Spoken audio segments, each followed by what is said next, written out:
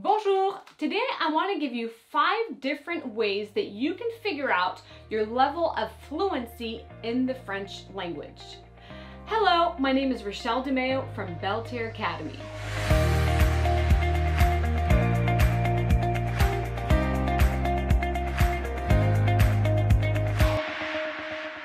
If you've been following my YouTube channel for a while, you might be surprised that this video is only in English, but I want you to be able to analyze and see how fluent you are in French and things that we look for as instructors to figure out that level.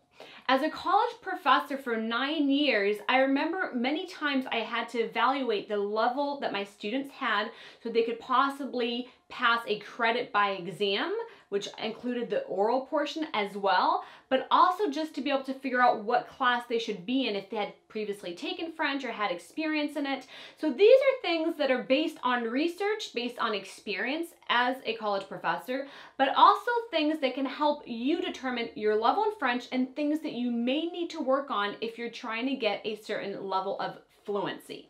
So the first thing that we look for is your fluency in speaking. How well do you speak the language? So we're looking at, are you hesitating? Are you really kind of like pausing and hesitating and trying to find different words? Or does it come pretty natural to you? Another thing that we're looking for in that aspect of speaking is the choice of your words. Are you able to choose words accurately, or do you feel, again, some type of hesitation, but also you just don't know the words well enough to be able to use them in a conversation? And in that, we're also looking for a variety of vocabulary. So not just certain words, but we're looking for, are you using synonyms and so forth? Are you using a different variety of words that show that you really have studied the language and know different homonyms and so forth? So a key in that, to really have that easiness of speaking the language, it all boils down to how much you are thinking in French. I have many other videos that tell you how you can train your brain to think in French, but that level of feeling comfortable in speaking the language will occur a lot easier if you are already thinking and dreaming in French. The second thing that we look for is how you use tenses in the French language appropriately. Since some of the tenses do not exist in English or are used differently, when we're looking at how you're using it verbally and in writing, we're looking at, are you using the right tenses? So one part of that, are you using the right tenses that go together? So sometimes in a sentence you have 2 different tenses and they go together. And so we're looking, can you use those correctly? And also what we call the si clauses, the if clauses. Are you using those 2 different tenses appropriately with that word si? I have a video that details how you can use those appropriately. So if you need a little lesson on that, then you can go and just YouTube Rachèle DeMéo si clauses, and you'll see for French how that works. A second thing is we're looking, do you know how to correctly use passé composé versus imparfait? So 2 tenses in the past, but that are used differently, and do you know when to use each one? A third thing, and this by far determines, for instance, if you're at a French 201 level or French 3 level, is the use of the subjunctive tense mode.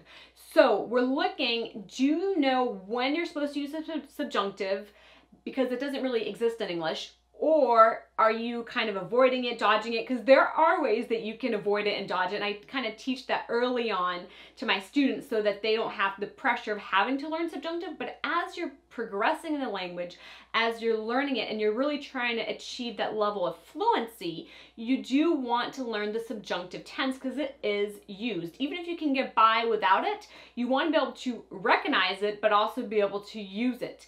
And I have several lessons that explain how to use the French subjunctive. So if you need lessons on that, again, YouTube my name, French subjunctive, and you can learn how to use that. The fourth thing that I personally test are the expressions that you use. A lot of expressions do not have the same equivalent in English versus in French. So things that may be figurative versus literal will come across differently in one language to the other. So when I'm looking if a student is actually fluent in the language, I'm looking, do they know these expressions that are used? Do they know everyday slang? And how comfortable do they feel when they're using them? Do they know the meaning, the equivalent, or they're hesitating? So things that you can do to help you out with that is obviously submerge yourself with French so that you're constantly hearing it and say, what does that mean, and have to learn it.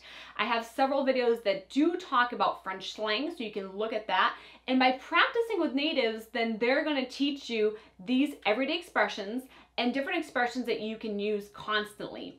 There's also a website called expressio.fr, so expressio.fr, where they will send you an expression of the day, so you can just learn an expression and it tells you what it means and then the origin of the expression. So that's just one little thing you can do. But in the different French courses that I offer at Belle Terre Academy, we actually have a community of students, and every day I'm posting different expressions and everyday language. So when I'm testing a student for accuracy, for fluency in the French language, I am looking at what do they know. So this is more of a cultural aspect, but it's also grammatical and it includes vocabulary. It's kind of all of it combined, because this is just everyday expressions and languages that they're used to using, they understand, and they're also used to using it just in conversation. And the last thing that we test for is listening comprehension. So when you're hearing French spoken, or it could be an audio, it could be a radio show, how much of that do you actually understand? So I may recommend for a student who has some trouble with the listening comprehension, possibly because the auditory portion of learning is kind of the furthest thing away from his or her learning style, and it's a little bit more challenging, but I would recommend to listen to as much French radio, French talk shows, episodes, as much as you can listening to it. At the beginning, if you're listening to a regular speed conversation, it is going to be challenging because it's that regular speed. However, if you keep up with it and you say, you know what, I'm not necessarily going to slow the pace of the conversation, you will find that it becomes easier and easier. When teaching a French 101 class, students who have never even heard French in their life, they just want to take it. Well, it is one of the most spoken languages in the world, but maybe they had some French heritage, whatever their reason was, they're stepping in the classroom and they're surprised that I speak French right away from day one. Well, at first, that is challenging. You don't understand anything. You're trying to piece what it means. You have nothing to base it on. The language really builds upon itself, but there's nothing at that start. However, if you stick with it and you force yourself, it will become easier.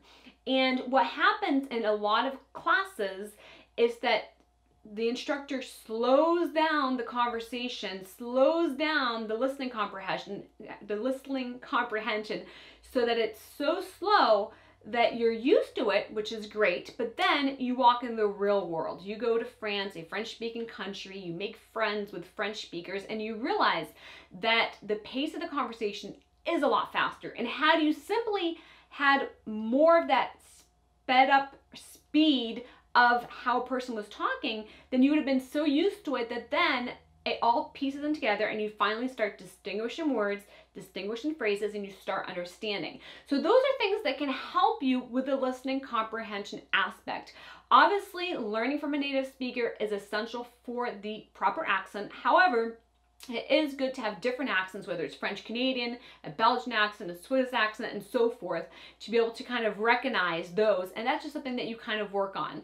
I'd be delighted in helping you achieve that fluency in the French language. As a native instructor who has taught for over 16 years, all ages, all levels, from companies to individuals to college, I would be delighted and honored to have you move to the next level. So if you're interested, there's a free French course that you can take at belleterreacademy.com, along with other French courses to help you perfect the French language. À bientôt!